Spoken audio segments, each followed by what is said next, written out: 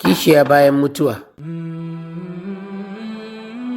Littafin abokin fira kashi na 1 wallafar Dr. Muhammad Mansur Ibrahim Sokoto wanda ni Muhammad Zaharuddin Usman na karanta. Labari na 17. Kishiya bayan mutuwa. Wani mutum ne suna zaune suna taɗi da matarsa sai kawai ta tambaye shi, yaushe ne za ka yi aure idan na mutu?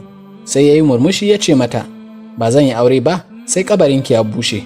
Ta ce, ka yi mana alkawarin haka?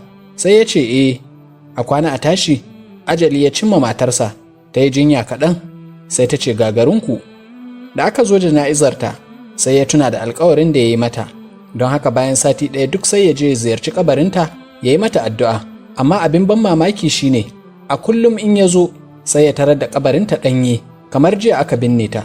Sai da aka yi shekaru yana haka, ranan sai ya yi kicibis da ƙaninta, ya zo makabarta da ruwa a jarka. Ya ce, me za ka yi ne Halan? Ya ce, ina zartar da wasiyar 'yar uwata ne. Ya ce, me taimaka wasici da shi ne? Ya ce, ai ta roƙe ni bayan kowane kwana 2 in kwarara ruwa a kabarinta. Darasi, kishi kumallon mata, ko suna kabari suna jin zafinsa, mu tausaya musu.